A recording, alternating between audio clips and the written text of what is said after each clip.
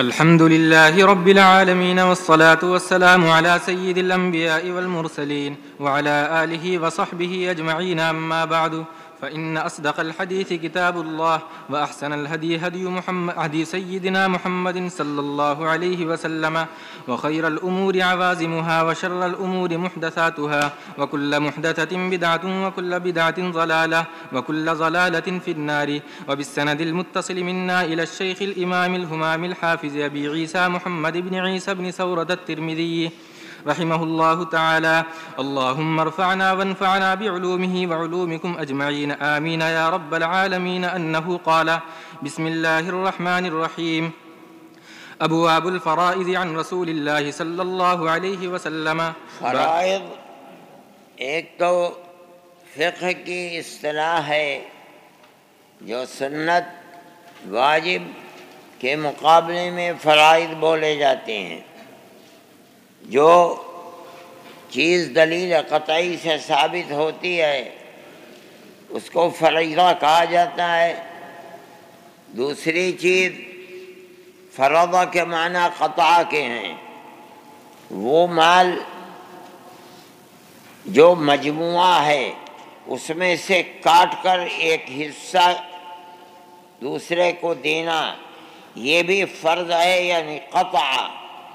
ابواب فرائض وہ حصص جو مرنے والے کے مال میں سے کاٹ کر شریعت کے فیصلے کے مطابق دوسروں کو دیے جاتے ہیں، جن کو میراث یا مواریث جمع لا کر کے کہا جاتا ہے. ان کو فقہا کی اصطلاح کے اندر فرائض سے تعبیر کیا جاتا ہے. اب کتاب الفرائض یا ابواب فرائض سے مراد وہ حصص شرعی ہیں جو بطریق میراث مرنے والے کے مال سے دوسرے لوگوں کو پہنچتے ہیں، انہی کو فرائض سے تعبیر کیا جاتا ہے، اور وہی مواریث ہیں. اس سلسلے کے اندر اتنی اہمیت ہے کہ مرنے والے کے مال میں سے حصے کر کے جو دوسروں کو دیے جاتے ہیں از قبیل شرع. اللہ نے یہ چیز نبی کے ذمے کے اوپر نہیں چھوڑی کہ تم اس کو فرائض کو یعنی متروکہ مال میں سے حصے بنا کر کے دلوا دو. اس کی اہمیت اتنی ہے کہ اللہ مالک السماوات والارض نے خود اس مال کے اندر اپنی حکمت کے مطابق اس کی اولاد اور اعزاء کے لیے حصے متعین کیے. خود حصے متعین کر کے اب نبی کو یہ حکم دیا گیا کہ تم اس کا اعلان کر دو. نبی نے اس کا اعلان کر دیا. یہ اس کی اہمیت ہے. جو اہمیت اس چیز کی مقتضی ہے کہ وہ آدمی دنیا کے اندر جو اللہ کی توحید کا دم بھرتا ہے اور محمد صلی اللہ علیہ وسلم کی رسالت کو اس نے قبول کیا ہے، اس کو میراث کی اہمیت کو سمجھنا چاہیے. اور جس کی تاکید اللہ نے فرمائی ہے، جس کی اہمیت اللہ کے نزدیک ہے کہ وہ خود فیصلے کر کے نبی کو دیتا ہے، نبی سے فیصلے نہیں کراتا ہے، اس کو انتہائی احتیاط کے ساتھ جاری کرنا چاہیے. اور اپنی زندگی کے اندر موت سے پہلے اپنے وہ رسا کو یہ تاکید کر کے جانا چاہیے کہ میرے مال میں سے جس طریقے سے شریعت کا حکم ہے اسی طریقے کے اوپر اس کو تقسیم کر دیا جائے. نبی کریم علیہ السلام نے کس کے حصے میں کیا اعلان فرمایا ہے، یعنی قرآن سے چیز کو لے کر بیان فرمایا ہے، یہاں اس کا ذکر ہے. جی باب ما جاء في من ترك مالا فلورثته. وبه قال حدثنا سعيد بن يحيى بن سعيد الأموي قال حدثنا أبي قال حدثنا محمد بن عبد قال حدثنا أبو سلمة عن أبي هريرة رضي الله عنه عنهم أنه قال قال رسول الله صلى الله عليه وسلم من ترك مالا فلأهله ومن ترك ضياعا فإلي. هذا حديث حسن صحيح. وقد رواه الزهري عن أبي سلمة عن أبي هريرة رضي الله عنه وعنهم عن النبي صلى الله عليه وسلم أطول من هذا وأتم. وفي الباب عن جابر وأنس رضي الله عنهما. ومعنى قوله من ترك ضياعا يعني ضائعا ليس له شيء فإلي، يقول أنا أعوله وأنفق عليه. باب من ترک مالا فلورثته. نبی کریم علیہ الصلاۃ والسلام نے مکہ معظمہ میں 13 سال گزارے. وہاں آپ کی زندگی بڑی مظلومیت کی زندگی تھی. گنے چنے لوگ آپ کے اوپر ایمان لائے اور وہ بڑی مظلومیت کا شکار رہے، یہاں تک کہ ہجرت کر کے ایک بڑی تعداد کم و بیش 80 مسلمان حبشہ چلے گئے. آپ کی یہاں نہ کوئی حکومت تھی، نہ آپ کے ہاتھ میں کوئی طاقت تھی. آپ نے ہجرت فرمائی، مدینہ منورہ تشریف لائے. اب یہاں آپ نے اللہ کے حکم کے مطابق اپنی ایک حکومت قائم فرمائی ہے. یہ سب سے پہلی اسلامی حکومت ہے اور اس کا پایہ تخت مدینہ منورہ ہی ہے. کوئی حکومت بھی بغیر اصول و ضوابط کے نہیں چلتی. اس کے لیے ضوابط کو بنانا پڑتا ہے تاکہ وہ حکومت چلے. اگر اچھے ضوابط ہوں گے تو وہ حکومت چین و سکون اور اطمینان کے ساتھ چل سکے گی. اگر ضوابط خراب ہیں، ظلم و تعدی کے ہیں، کسی طبقے کے ساتھ ناانصافی پر مبنی ہیں، تو وہ حکومت چلے گی نہیں، برباد ہو جائے گی. یہ دستور خداوندی دنیا کے اندر رائج ہے. کچھ دن چلتی ہے، اس کے بعد برباد ہو جاتی ہے. ان اصولوں کی بنیاد پر جو انسانیت کی حفاظت کے لیے نہیں ہیں بلکہ انسانوں کی بربادی کے لیے ہوتے ہیں. نبی کریم علیہ الصلاۃ والسلام نے کیا اصول بیان فرمائے ہیں؟ صحیح ہے، اہل ثروت کے مال میں سے ایک حصہ، یوں کہیے کہ برائے نام ہی ہے وہ حصہ، کہ 40 پیسے میں سے 1 پیسہ بطریق زکوٰۃ لیا گیا ہے، جس کے لیے ضابطہ کر دیا کہ اس میں ہمارا کوئی حصہ نہیں ہے. تؤخذ من اغنیائہم وترد الی فقرائہم. اہل ثروت سے لے کر انہی کے فقراء کو اس کا مستحق بنایا گیا. اور مزید استحقاق کے لیے قرآن کی آیت کے اندر انما الصدقات للفقراء 8 صدقات کے لیے متعین افراد کی انواع کر دی گئیں. یہ مستحق ہیں، اس کے سوا کہیں اور اس مال کو خرچ نہیں کیا جائے گا. اب آج کی دنیا کی طرح ہر چیز کے اندر ٹیکس ہے اور وہ ٹیکس لیا جاتا ہے اور دنیا دیتی ہے. کہیں مرنے کے اوپر بھی ٹیکس ہے. جو مرے گا فوراً اس کے سارے کھاتے منجمد ہو جائیں گے. اب ان کھاتوں کا حساب جو بینکوں میں جمع ہے، پھر وہ اس کی دولت و ثروت جو عمارتوں کی شکل میں یا کمپنیوں کی شکل کے اندر ہے، ان تمام کا حساب ہوگا. اور پھر جتنی فیصد کا ٹیکس ہے مرنے والے کے اوپر، اس کی اولاد، اس کے بیوی، اس کے بچے، اس کے ماں باپ، سب بعد میں پہلے گورنمنٹ کے خزانے میں جمع کرو، پھر اس کے بعد دروازہ کھلے گا.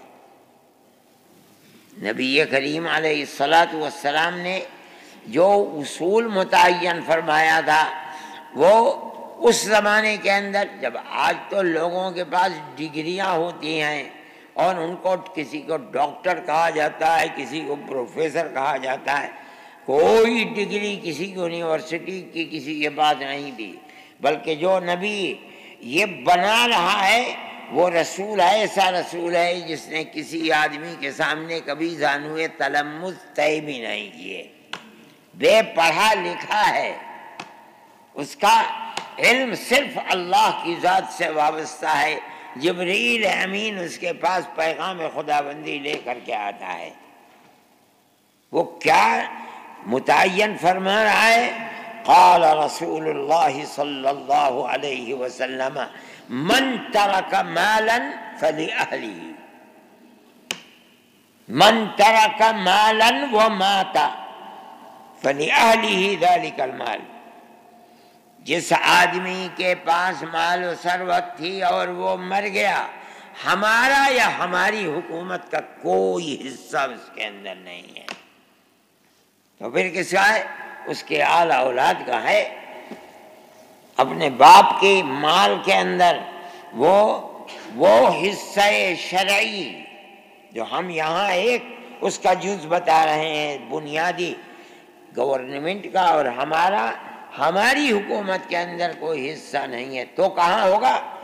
جو آیات مواریث کے اندر تم نے پڑھا ہے، تمہاری سمجھ میں نہ آئے ہم سے پوچھ لو آ کر کے، ہم بتائیں گے ہمارا کچھ نہیں ہے۔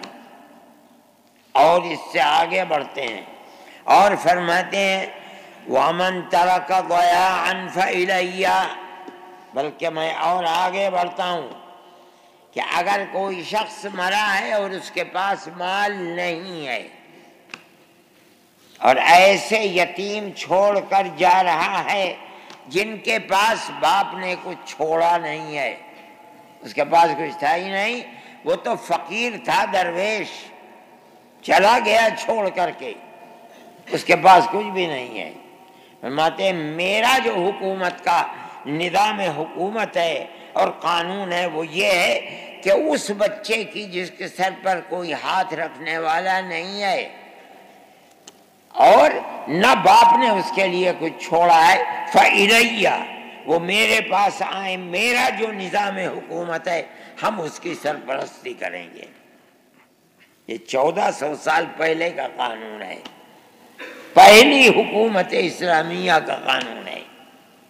دنیا کو دیکھنا چاہیے کیا ہے اسلام اور اس کے قوانین کیا ہیں۔ آج کے قوانین کو دیکھو، ساری دنیا ٹیکس کے اندر پریشان ہے، برباد ہے، کاروبار فنا ہو گئے ہیں، تہس نہس ہو گیا، لوگ بھکاری بن گئے ہیں۔ کیا ہے؟ گورنمنٹ کے ٹیکس ہیں ادا نہیں کر پا رہے ہیں، لوگ ہندوستان چھوڑ کر کے اربوں اور خربوں کی دولت لے کر کے بھاگ رہے ہیں۔ اللہ کا شکر ہے ایک بھی مسلمان نہیں ہے ان کے اندر۔ کیا ہے جو قانون بنایا ہے وہ قانون غیر طبعی ہے، اور ایسا قانون ہے جس نے ملک کو کنگال کر کے رکھ دیا ہے۔ اسلام کا بنایا ہوا قانون یہ ہے، مرنے والا جس اولاد کو ضائع ہونے کا خطرہ ہے، برباد ہونے کا خطرہ ہے، فرمایا الیہ، میرے پاس رہو، میرا نظام حکومت یہ ہے کہ میں اس کا سرپرست بنوں گا اور اس کی ضروریات زندگی کو میں پورا کروں گا۔ لیکن تم کیا چھوڑ کر جا رہے ہو، میرا کوئی تعلق نہیں ہے، وہ ورثاء کا ہے۔ اس سے پاکیدہ کیا قانون ہو سکتا ہے جس کو کوئی پیش کر سکتا ہے؟ آج دنیا کے اندر یہ قانون نہیں ہے۔ فرماتے ہیں وقد رواه الزهري عن ابي سلمة عن ابي هريرة رضي الله تعالى عنه عنهم عن النبي صلى الله عليه وسلم اطول من هذا واتم، وفي الباب ما معنى قوله من ترك ضياعا يعني ضائعا ليس له شيء، اور اولاد ہے، ظاہر ہے کہ جب کچھ ماں باپ نے چھوڑا ہی نہیں تو علاوہ اس کے کہ کاسہ گدائی ہاتھ میں لے کر کے جائیں گے اور بھیک مانگیں گے، اور کیا رہ گیا ہے؟ فرماتے ہمیں ہمارے پاس آؤ بھائی، تمہارے مسلمین میں جو زکوٰۃ وصول کی جاتی ہے جس کے لیے ہم نے اصول متعین کیا، اصل بڑی مضبوط تؤخذ من اغنیائہم وترد الی فقرائہم، یہ فقیر اس کے سب سے پہلے مستحق ہیں۔ چلیے سوچنا چاہیے، اس پر غور کرنا چاہیے، لوگوں کو بتانا چاہیے کہ قانون اسلامی ہے کیا۔ یہ اس شخص کا زبان سے نکل رہا ہے جو امی ہے، نہ اس نے پڑھا ہے، نہ کسی یونیورسٹی میں، نہ کسی مدرسے میں۔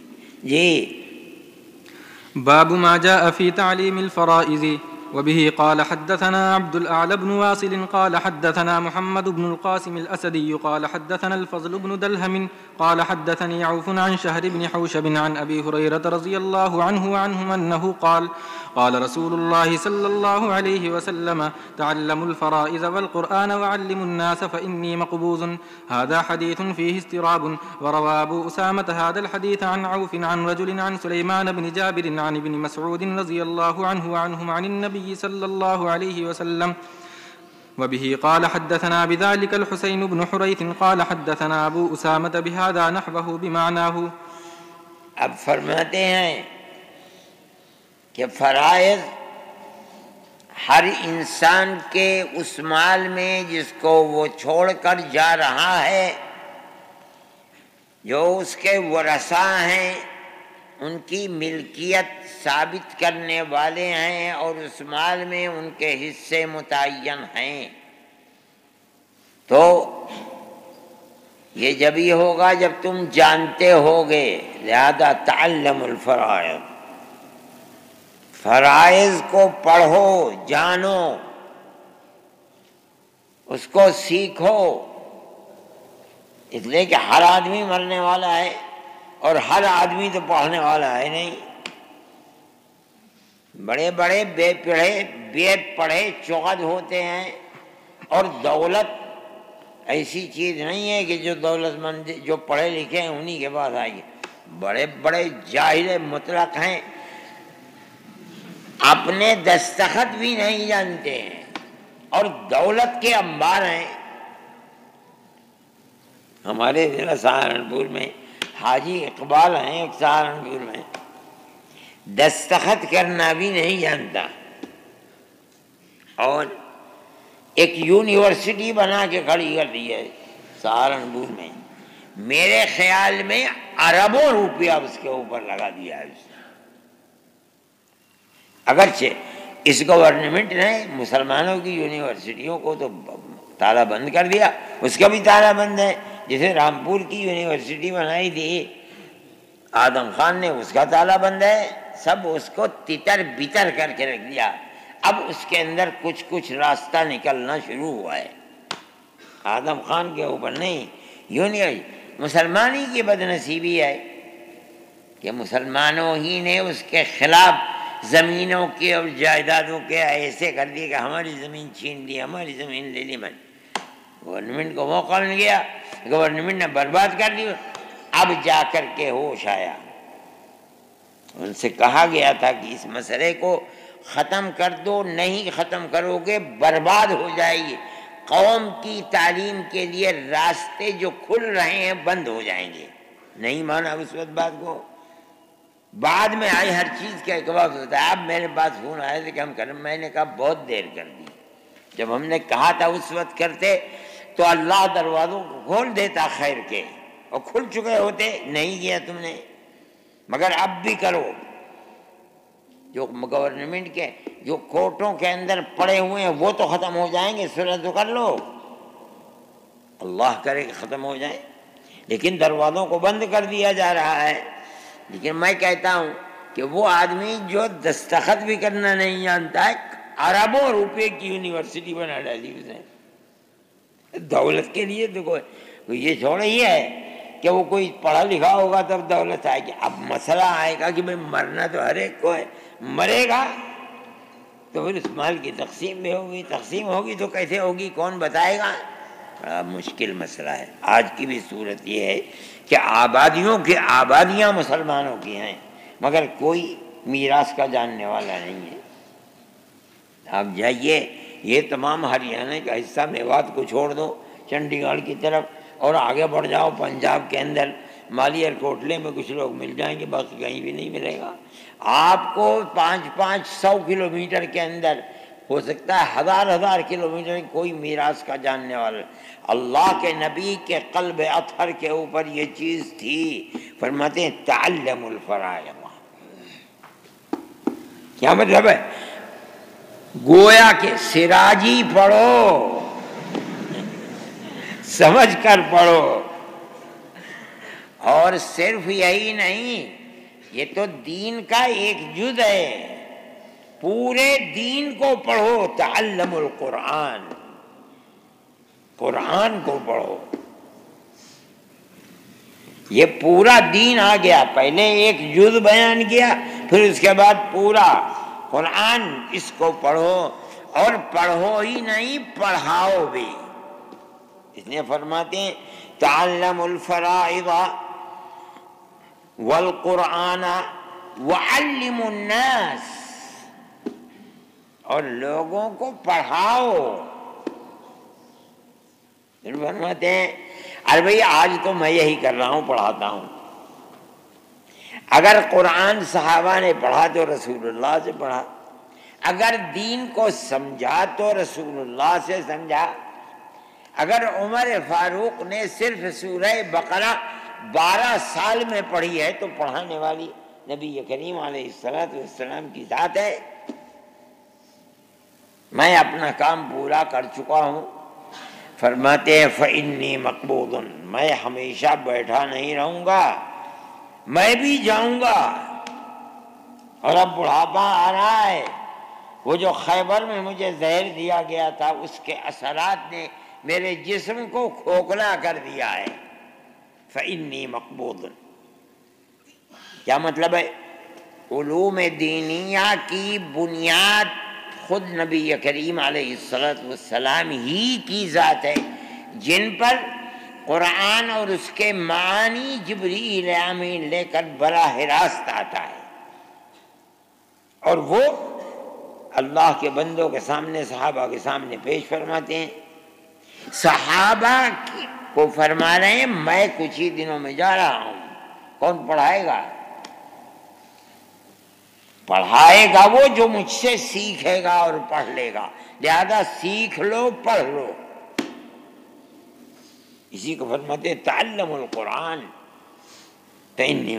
اس سے پتہ چلتا ہے کہ تعلموا ثم علموا، علماء امت یہی کام کر رہے ہیں، ہمارے اکابر نے تو یہی کام۔ اس وقت جو تمہاری اتنی بڑی درسگاہ کے اندر لوگ بیٹھے ہوئے ہیں، اسی کا تو مصداق ہے تعلموا وعلموا۔ حضرت نانوتوی اور حضرت گنگوہی رحمۃ اللہ علیہ اور پھر ان کے تلامذہ نے یہی جو اس کے اندر فرمایا تعلموا الفرائض والقرآن وعلموا الناس، اصل تو کام یہ میرا ہے، مگر میں تو اٹھ کر جانے والا ہوں، ساری زندگی میں نے یہی کیا ہے قولا وعملا، تم کو دین سکھلایا ہے، میں جا رہا ہوں، جانے والا ہوں، لہذا تم اس کو اس نیت سے پڑھو کہ پڑھ کر کے خود پیسہ مت کماؤ، بلکہ پڑھ کر کے علم الناس۔ جس کی نیت یہ ہے وہ عند اللہ مقبول ہے، جس کی نیت یہ نہیں ہے، ٹھیک ہے وقت گزر گیا، کبھی حاضر ہوئے کبھی حاضر نہیں ہوئے، نہ یہ نیت ہے کہ پڑھنا ہے اور پڑھ کر پڑھانا ہے، تو اس کے اندر کوئی جان نہیں ہے۔ کل قیامت کے دن کچھ ملے گا کہ نہیں ملے گا اللہ ہی جانتا ہے۔ چلیے باب ما جاء في ميراث البنات وبه قال حدثنا عبد بن حميد قال حدثنا زكريا بن علي قال حدثنا عبيد الله بن عمرو عن عبد الله بن محمد بن عقيل عن جابر بن عبد الله رضي الله عنهم قال أنه قال جاءت امرأة سعد بن الربيع بابنتيها من سعد إلى رسول الله صلى الله عليه وسلم فقالت يا رسول الله هاتان ابنتا سعد بن الربيع قتل أبوهما معك يوم أحد شهيدا وإن عمهما أخذ مالهما فلم يدع لهما مالا ولا تنكحان إلا ولهما مال قال يقضي الله في ذلك فنزلت آية الميراث فبعث رسول الله صلى الله عليه وسلم إلى عمهما فقال أعط ابنتي سعد الثلثين وأعط أمهما الثمن وما بقي فهو لك.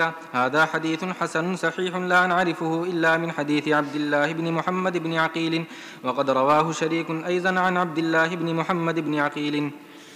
باب ما جاء فی میراث البنات، اسلام سے پہلے لڑکیوں کا کوئی حصہ نہیں ہوا کرتا تھا مرنے والے کے مال میں. اگر وہ زندہ ہے تو اس کا جو جی چاہے دے دے، اگر وہ مر گیا تو لڑکیاں محروم ہیں. جیسے آج کل اس دنیا کے اندر ہمارے ملک کا جو قانون ہے کہ وہ جائیداد مرنے والے کی جو جائیداد غیر منقولہ ہے، کھیتی باڑی کی زمین، قانون یہ بنا ہوا ہے کہ وہ حصہ لڑکوں کا ہے، لڑکیوں کو نہیں ملتا ہے. وہ لوگ یعنی یہ قانون ملک کا، اور وہ لوگ جن کے دل کے اندر خوف آخرت ہوتا ہے وہ اپنی زندگی کے اندر ان کو دے کر جاتے ہیں. وہ بچے جن کے دل میں خوف آخرت ہوتا ہے اور وہ میراث کو سمجھتے ہیں، وہ اپنی بہنوں کا حصہ اس کے اندر سے دیتے ہیں، نہیں تو نہ دیں تو کوئی ان کے اوپر گرتے. قانون بنا ہوا ہے ملک کا وہ قانون. یہی اسی طریقے کا قانون اور اس سے آگے، نہ منقولہ نہ غیر منقولہ کسی کا کوئی حصہ لڑکیوں کا نہیں تھا. ظاہر ہے کہ جب ان کا کوئی حصہ نہیں ہے تو وہ بچیاں جو غیر شادی شدہ ہیں ان کی شادی کون کرے گا؟ بھائی یہ کہیں گے کہ ان کا کوئی حصہ ہی نہیں ہے، لہذا بربادی کے سوا، بے عزتی کے سوا اور کوئی راستہ ہی نہیں تھا. نبی کریم علیہ الصلاۃ والسلام کے صحابہ میں سعد بن الربیع ہیں. نبی کریم علیہ الصلاۃ والسلام نے صحابہ کو تلقین کی دی کہ فی سبیل اللہ اپنے دشمنوں سے لڑو.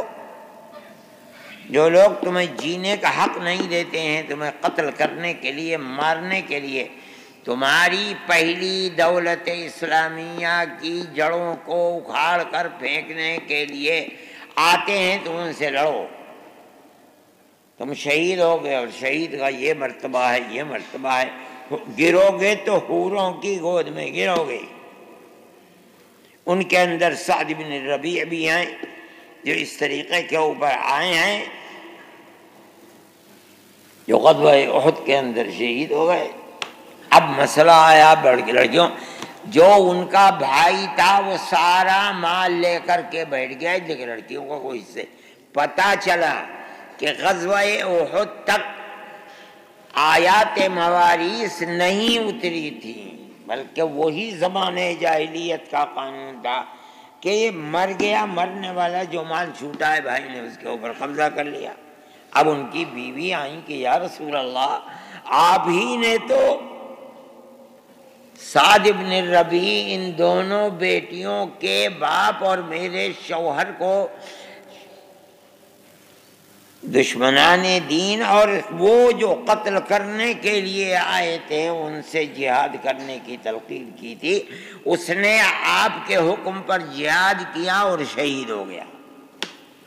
اب یہ بتائیے ان بچیوں کو میں کہاں سے پرورش کروں؟ جو مال تھا وہ سب بھائی نے لے لیا،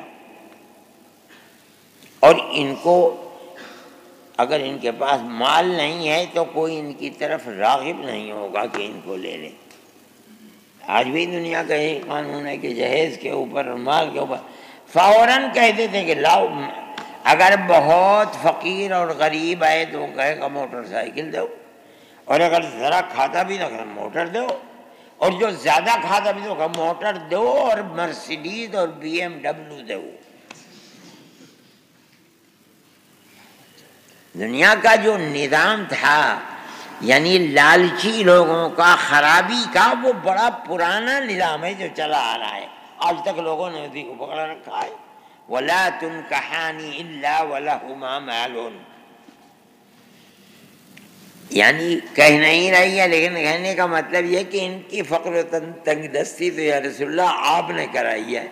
اگر آپ جہاد کا حکم نہ دیتے تو یہ بچیاں تو اپنے باپ کے زیر سایہ تربیت پاتی اور وہ ان کا شادی بیاہ کر دے۔ آپ فرماتے ٹھہرو، فیصلہ اللہ کا آئے گا، انتظار کرو، اب تک نہیں ہے، یہ بات طے ہو گئی۔ اب اس کے بعد آیات مواریث اتری ہیں، یوصیکم اللہ فی اولادکم للذکر مثل حظ الانثیین،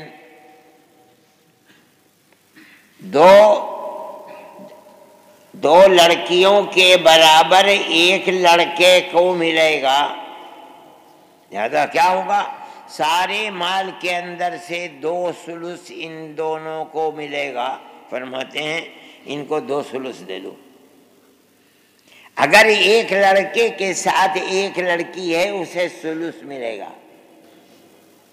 بطریق اولا اگر ایک لڑکی کے ساتھ لڑکی ہے تو اسے کم تھوڑا ہی ہو جائے گا۔ اگر بھائی کے ساتھ بہن ہے اور اس کے لیے 1 ثلث ہے تو دوسری بہن کیا، اس کے کوئی لڑکا نہیں ہے، 2 بچیاں ہیں، تو جب ایک بھائی کے ساتھ اگر ہے تو قرآن کہتا ہے کہ اس بہن کو 1 ثلث ملے گا، تو اگر بہن کے ساتھ بہن ہے تو بطریق اولا 1 ثلث ملے گا، لہذا دونوں کو ثلث ملے گا اور 2 ثلث اس کو دلوا دیے۔ چنانچہ فرماتی ہیں آتی ابنتی سعد الثلثین، سعد کی دونوں بیٹیوں کو 2 ثلث دے دے۔ اب اگر اس سے زائد ہوں گے، 1 سے 2 تھی تو 2 ثلث ہو گئے، اب اگر 2 سے 3 اور 4 اور 5 ہے تو اگلی آیت میں کہہ دیا بس جو 2 ثلث 2 کے لیے ہیں، اگر 5 ہو جائیں گے وہی 2 ثلث ہوں گے۔